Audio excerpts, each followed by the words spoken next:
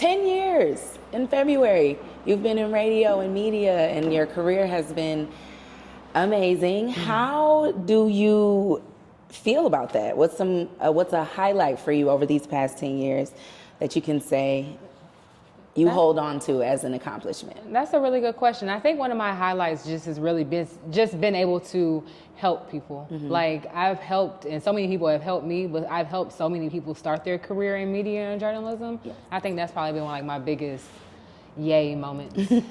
And are you happy with the direction that your life has taken, with the path that you've chosen? Absolutely, I'm happy with it. I'm beyond ecstatic. I knew what I wanted to do in regards to my career since I was a little girl. I remember first starting my Facebook profile in 2006, back when you had to have a college email address, and my college email address was not a real one. That's perfect. But I made up a fake name. I used the name Randi Rossario and ran with it, and things have been going good. And so why radio? Why media? What attracted you to that? I've always loved media. I've always loved just storytelling. I've always loved just journalism. And I've been obsessed with the news since I was 5 years old. So it was just going to be what it was going to be. So you was that weird kid watching the news with your grandma and Absolutely. Absolutely.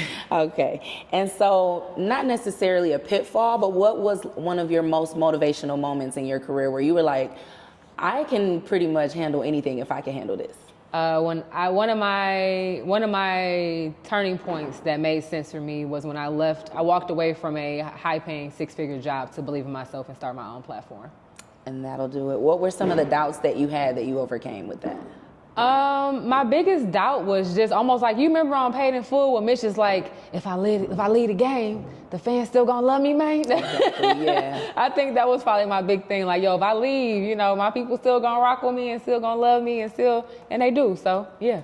So what would you say contributed to your resilience professionally? Like, you share a lot about your personal journey with people, and for some, that's a complete turnoff. So they only stick to business. So you've been able to share both. How has that been able to keep you being resilient and overcome, what people say or what they think, et cetera? I'm from Detroit. Period. Being from Detroit prepares you for life in a whole different kind of way. I feel like we learn how to roast when we in like first grade. Absolutely. From there you build on that. Like we come from a place where, and I don't say this in a braggadocious way, but it's on some real stuff. We come from a place that teaches you either gonna have thick skin or you gonna sink. Yeah. And that's really what it boiled down for me. Like for me, it was you either gonna have thick skin and figure it out and do the self work so they can't get in your head, or you're going to sink. And y'all ain't gonna catch me at the bottom of no river, so I'm gonna keep on swimming. Hello. So speaking of Detroit and everything that it's taught you, what would you say are some of the contrasts between the local industry and industries internationally or nationally, that you've worked with? It's no difference. Everyone says Detroit is too cliquey, or you got to know somebody. So I'm gonna say it. Listen, I'm gonna keep it real at all times, okay? It's too cliquey, or you got to know somebody, or it's fake and all that. Like that's this industry, period. So if you get too caught up in the personals of any aspect of it, you're not gonna thrive. If you get too caught up in, I don't like her, or I had a situation with her 5 years ago, you're not gonna be progressive in your career at all. Focus on what you need to focus on and focus on that goal. And so having a career span of 10 years, of course, you've carved out an image, a lane for yourself. How intentional are you about curating that? Or is it something that just happens naturally for you? Can you answer that again, please? Sure. Your personal image, professional image, either or. How have you been able to curate that over time? Has it been naturally? Has it been something that you just kind of was like, well, this is who I am, this is what I do, and so this is what you all are going to get? The secret to my professional and personal image is that it's not an image. I give you guys authentic Randi. I give you a time where I might be in a great mood and, give you great vibes. I give you a time where I might tell you, hey, I'm dysregulated right now, and that's absolutely okay. Let me go be myself in this corner for a second. And I think that's why I win. It's so many people on social media not being themselves, being just what they think the algorithm wants. I'm gonna be myself. I'm gonna be me, and if you like it, cool. If you don't like it, great. That's been my experience my whole life. People absolutely love me or they absolutely hate me. And guess what? I still got paid. I still ate. I still slept good, rubbing my feet together like a little cricket. You feel me?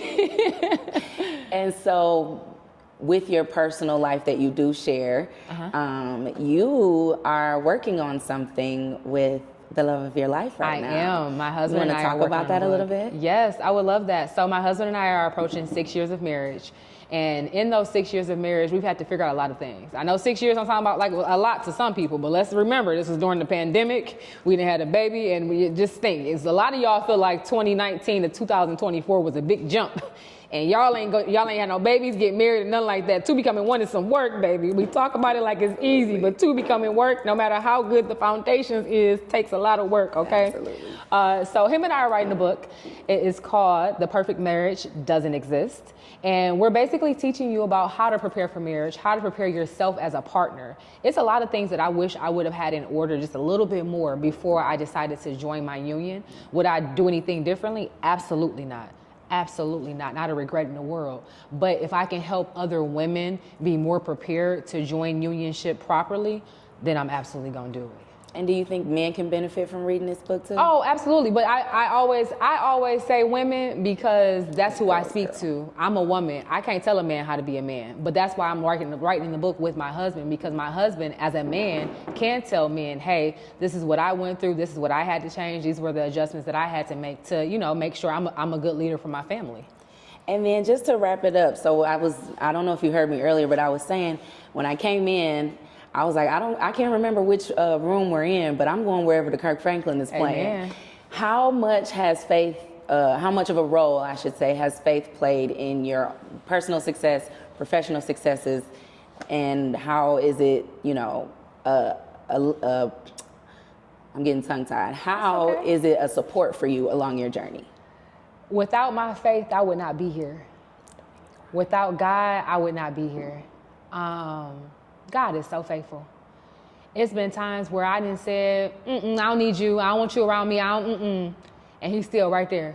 You know what I'm saying? It's been times where, I've never abandoned my beliefs, but I've definitely taken a break. And he was still right there. So I think without my faith, without God, and without honestly just having that union of holy matrimony over my life, I think my life will be in a completely different place right now. Completely different. When me and my husband got back together nearly 7 years ago, I was in a rock band. My life was good. I was touring with my pop rock band, my twin brothers, having a good time. Like, my life was completely different, and God stopped me in my tracks, and I absolutely was obedient and listened.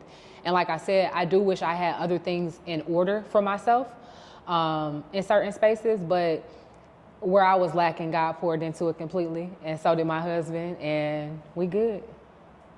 I think that's a good place to praise him. Amen. That's all I have, Randi. I think this was a great conversation. I appreciate you for stopping by. And if you want to have a longer conversation, we can. Ooh, absolutely. I would love that. Yeah, we can have a longer conversation. Absolutely. So I'll get your contact information and we'll talk. Okay. All right, cool. How can our readers of Divine Magazine, how can we support you? But aside from buying your book, because we'll definitely make sure to mention that in there. Oh, here we go. Absolutely. Yeah. So your readers can support me in numerous ways. I have a soap line called Soap Suds and Such, which is a skincare line.